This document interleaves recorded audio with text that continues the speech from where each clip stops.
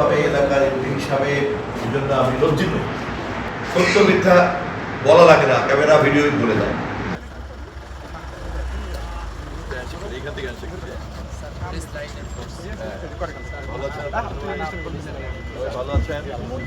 আহত সেই assistant sub ইন্সপেক্টরকে দেখতে আমি হাসপাতাল যাব। প্রশাসন, পুলিশ কর্মকর্তা সর্বোচ্চ পর্যায় থেকে শুরু করে সর্বোচ্চ মহলে সরকার প্রধান পর্যন্ত বিষয়টা অবহিত এবং অবগত।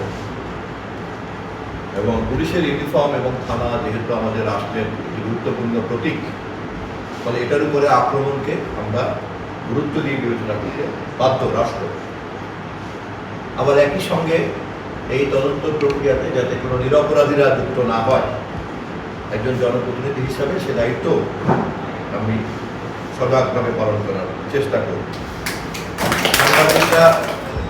সাংবাদিকরা তথ্য তুলে ধরেন এবং সাংবাদিক তথ্য তুলে ধরার জন্য যে মাধ্যমকে ব্যবহার করেন তার মধ্যে গুরুত্বপূর্ণ মাধ্যম হচ্ছে এখনকার যুগে ক্যামেরা, ভিডিও।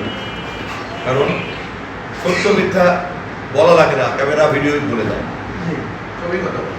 যদি দেখা যায় যে আমার ছবি নাই, তাহলে আমাকে তো আসামি করার কোনো যুক্তি পাওয়া যাবে না।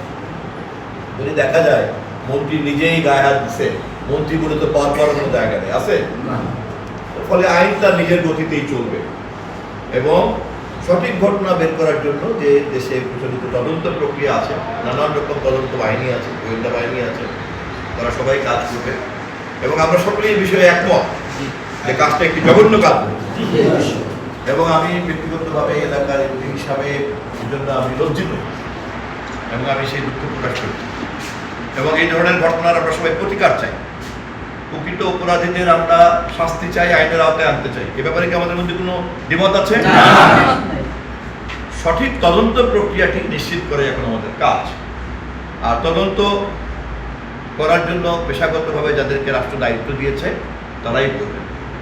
পুলিশের তদন্তের বাইরেও যে সমস্ত তদন্ত প্রক্রিয়া আছে সেই সব তদন্ত প্রক্রিয়া ওখানে যুক্ত হবে। কেননা ঘটনাটা ছোট হলেও এর মধ্যে অনেক কিছু নিহিত আছে। আমাদেরকে দূরবীক্ষণ যন্ত্র দিয়ে এবং অনুবীক্ষণ যন্ত্র দিয়ে আমাদেরকে বের করতে হবে যে এর নেপথ্যে কোনো বিষয় আছে কিনা।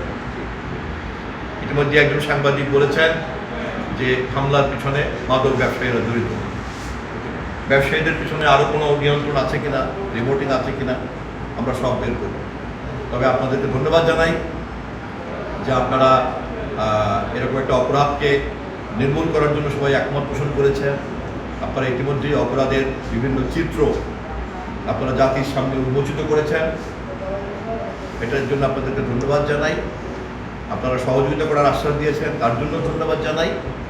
আর নিরপরাধী ব্যক্তিরা যেন কেউ যুক্ত না হয়, আপনাদের এই আহ্বানের সঙ্গে আমিও একমত পোষণ করি।